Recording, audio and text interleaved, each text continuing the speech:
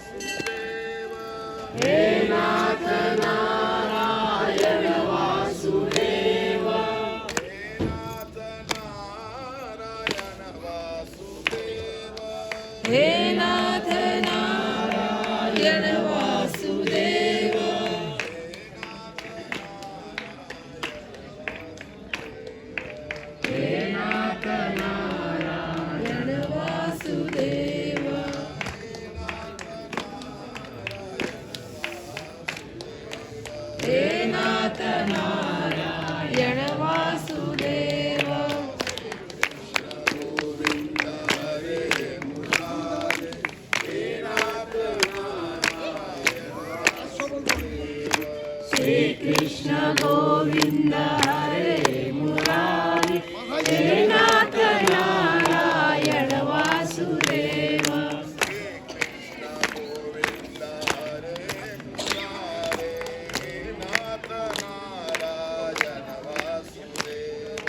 श्री कृष्ण गोविंद हरे मुरारी हे नाथ नारायण वासुदेव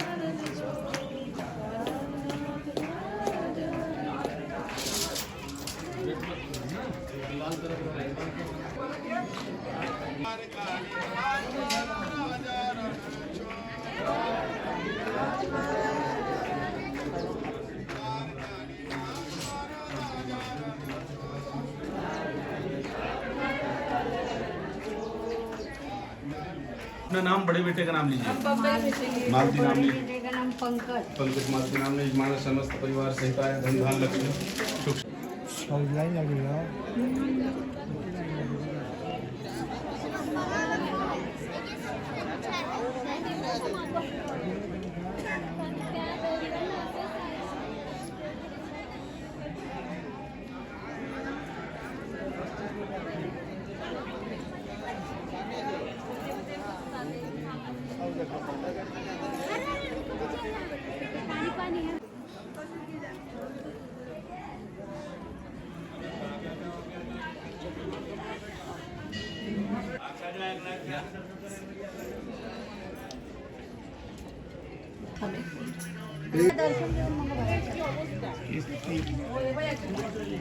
उगमस्थान इथून मेन स्थान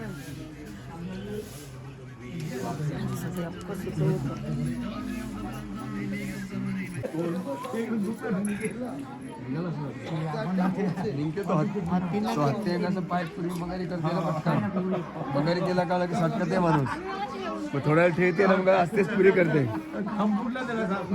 घाबरते विसलं माणूस मग चिकटल्यावर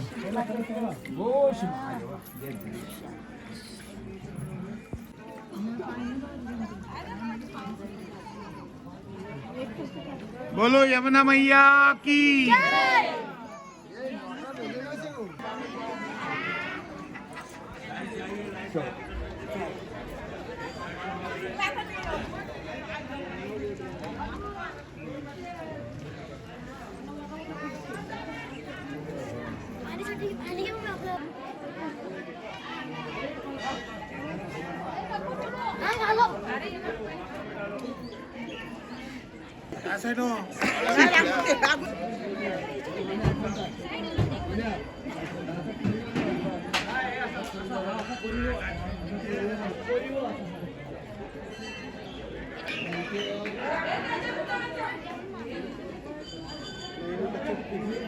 माताजी कुछ चढ़ाने लागेल पुढे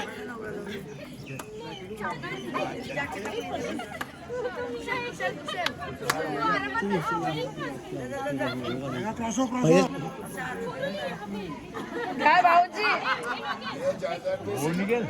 दे मामा ये असं कोरी को असं असं बरोबर आहे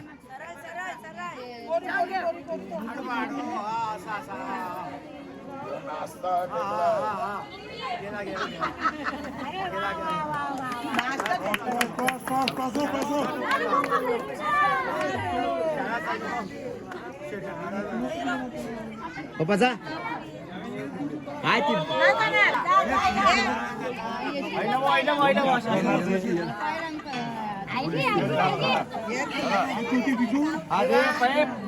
महाराज जी को पैसा दे दो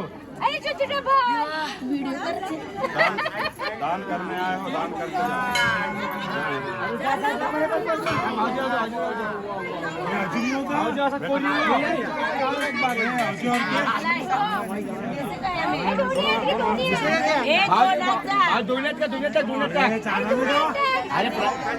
अरे ती भागवत बाई ते भागवत बाई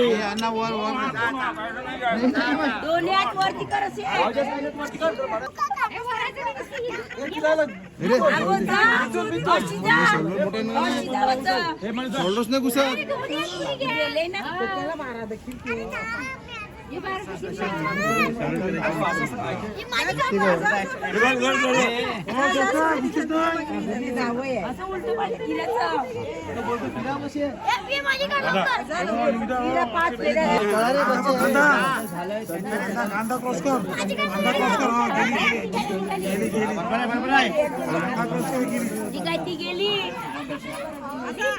आई तू जास्त घे झालं माताजी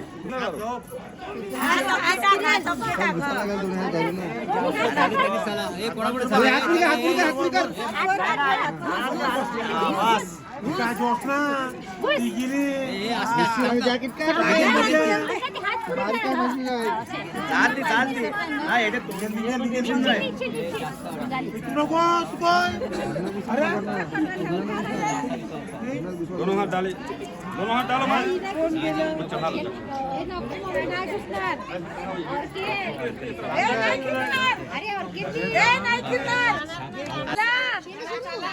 टाइम म्हणजे आपल्याला चाला रे चाला काय हा डोकं तुझा तलूला तूच देख बस मंगल मूर्ती नर्मदे हर नर्मदे कृष्णा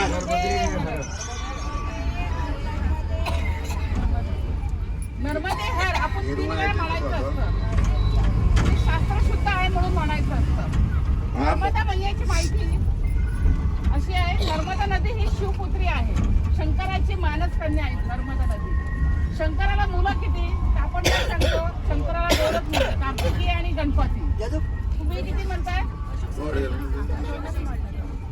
एकूण त्यांना मुलं आहेत गणपतीला म्हणजे शंकराला 2 मुलगे गणपती कार्तिकी 5 कन्या दुसरी अशोक सुंदरी आणि 7वी ही नर्मदा नदी अशी त्यांना 7 कन्या आणि 2 मुलं 9 मुलांचा परिवार आहे शंकराचा आपण म्हणतो नेहमी 2च मुलं आहेत म्हणून 2 मुलं नाहीये गणपती कार्तिकीला 2 मुलगे आहेत आणि एकूण त्यांना 7 कन्या आहेत 7 कन्यामध्ये तुम्हाला 7 कन्या कुठल्या तर गणपती जेव्हा आपण शिवलिंगावर जातो बाप अभिषेक करायला किंवा पाणी घालायला तर संपूर्ण शिवलिंग म्हणजे हा शंकराचा पूर्ण परिवार आहे त्याच्या ज्या 2 भुजा असतात तर उजव्या साईडची भुजा ही गणपतीची असते डाव्या साईडची भुजा ही कार्तिकेची असते आणि मध्ये जी वाहते ना त्याला अशोक सुंदरी आहे मध्ये शिवलिंग आहे स्वतः शंकर विराजमान आहे आणि बाजूला जे हस्तक असतं गोल ते पार्वतीचे हस्तक आहे आणि वरती कमंडलू जे असतं तर कमंडलू मध्ये त्याच्या 5 कन्या विराजमान आहे शंकराच्या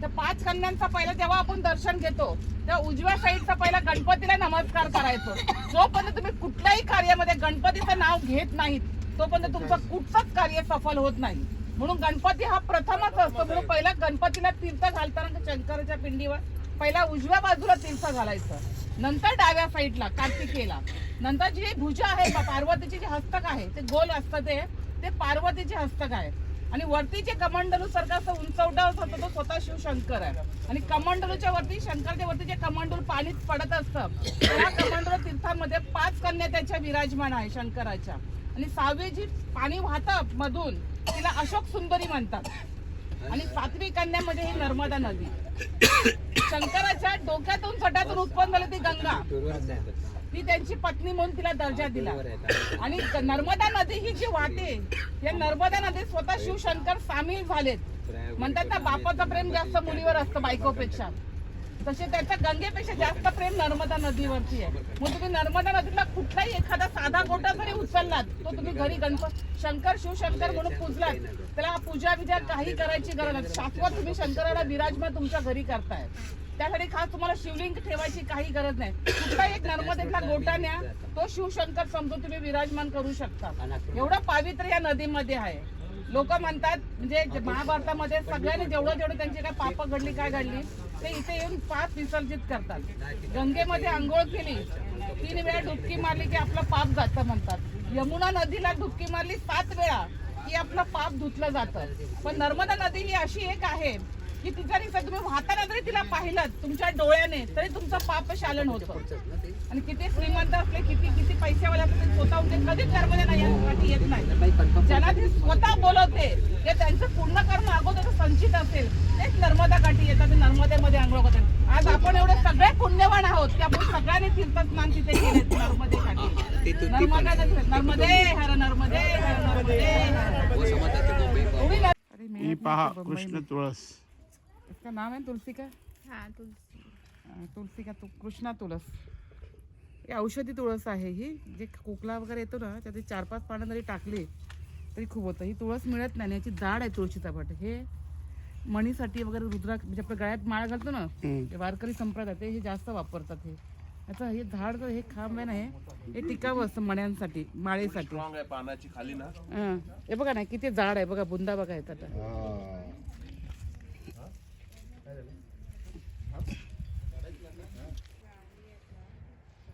ही पहा कृष्ण तुळस. ये तो ये पका नहीं है. हे पहा मंडळी, हे आपली तीर्थयात्रा. आपण आता परतीच्या प्रवासाला आहोत.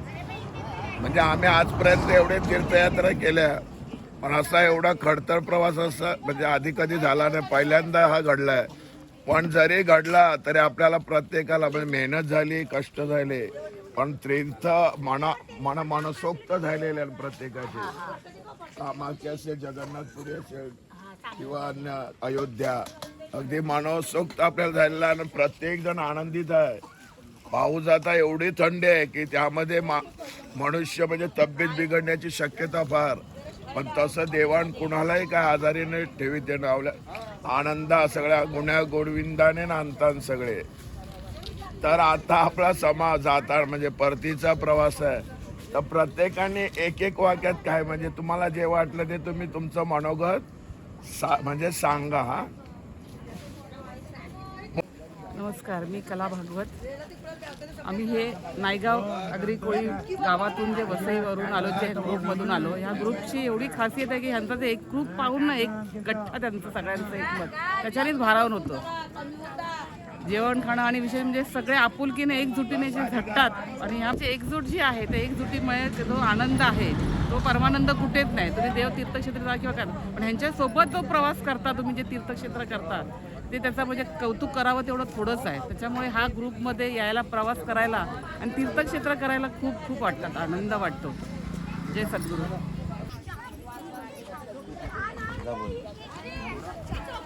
एकंदरीत म्हणजे जी काय तीर्थयात्रा घडली 12 तारखेपासून निघाल्यापासून तर आता तर तुमचा काय अनुभव, तुम्हाला काय वाटतं हे तुम्ही सांगा, थोडक्यात सांगा.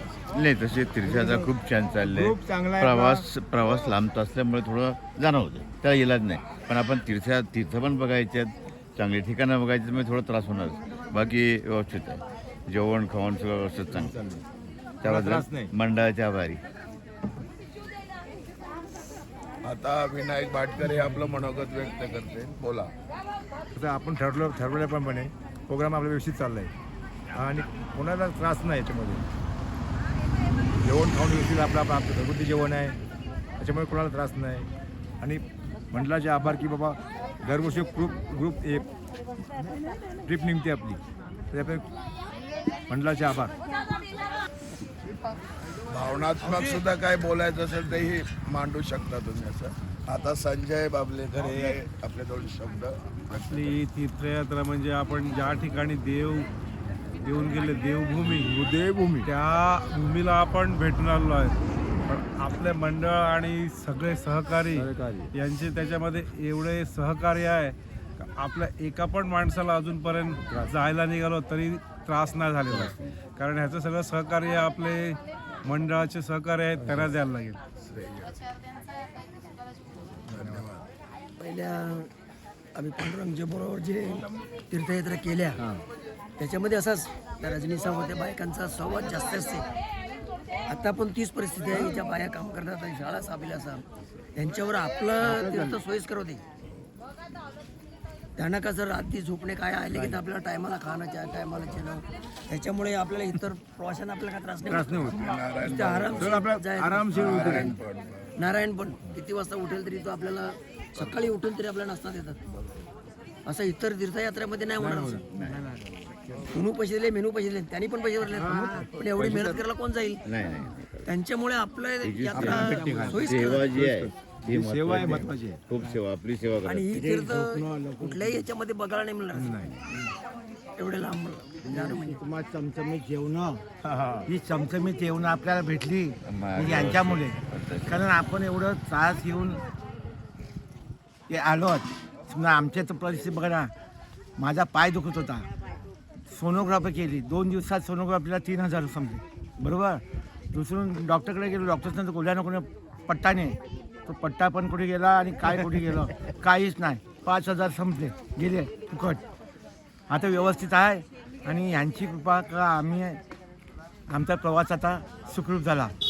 मध्ये असं वाटलं होतं आम्हाला का काय झालं तर पुढे परत यायला लागेल काय करेल, पण देवाची कृपा आम्ही या ग्रुप व्यवस्थित झालो. सोबत ही तुमची पहिली ट्रिप असेल. हा या ग्रुप सोबत धन्यवाद.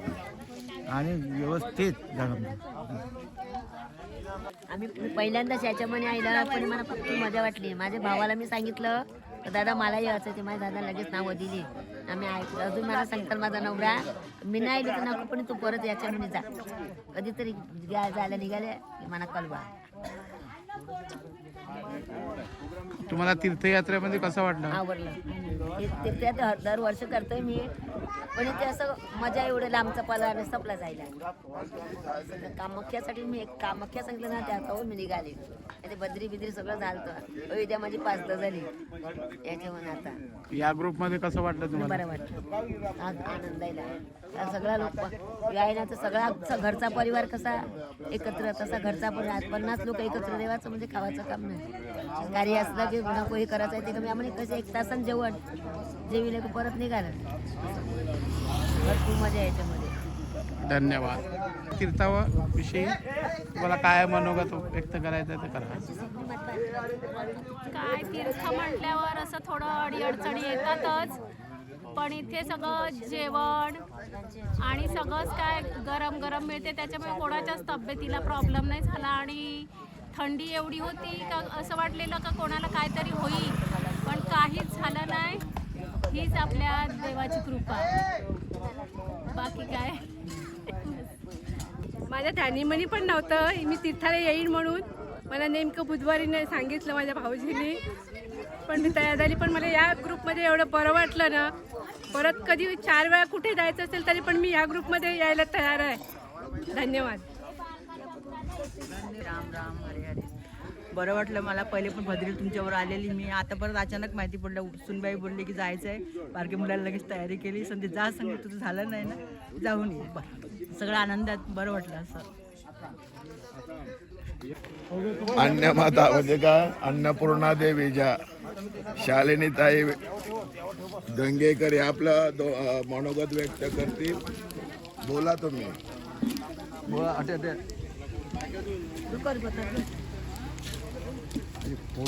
सर्व अन्नपूर्णा देवी शालिनी ताई गंगेकर हे आपलं तीर्थाविषयी 2 शब्द मनोगत व्यक्त करतील. आता आम्ही शेगाव साईडला चालले आहेत. थोडेसे थांबल्यात आम्ही जेवण बनवासाठी.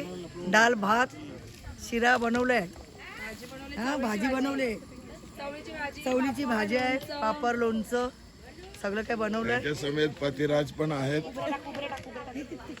धन्यवाद.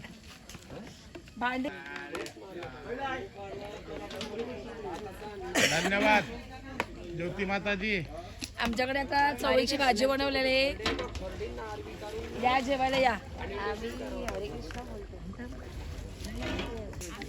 तर तीर्थयात्रेसाठी समाविष्ट म्हणजे नवीन आलेले योगिता केनी माला या आपल्या म्हणजे या तीर्थयात्रेविषयी 2 शब्द मनोगत व्यक्त करतात. राधे कृष्ण राधे कृष्ण. खूप छान प्रवास झाला आमचा आणि सुंदर असा अनुभव आलेला. सुंदर म्हणजे सुंदर असा अनुभव आलेला. आणि जसं आता खूप सुंदर असं जेवण बनवतात सारिकाताई, त्याच्यानंतर आपल्या शालिनीताई आणि आमचे अंकल जगन अंकल खूप सुंदर असं नाश्ता बनवतात. त्याच्यानंतर असं इतकं सुंदर वाटलं ना का मन भरून आलं, प्रसन्न वाटलं का नेक्स्ट टाइम पुन्हा यावं म्हणून. पुन्हा या पिकनिकला यावं. इतकं असं सुंदर अनुभव आला. आणि मी जरूर येईन पुढच्या वर्षी, पुढच्या वेळेला पुन्हा येऊशी वाटते. पुन्हा येऊ. आणि काही त्रास होत नाही या पिकनिकमध्ये. आज सकाळी 9 डिग्री असून पण कोणाला काही त्रास झाला नाही.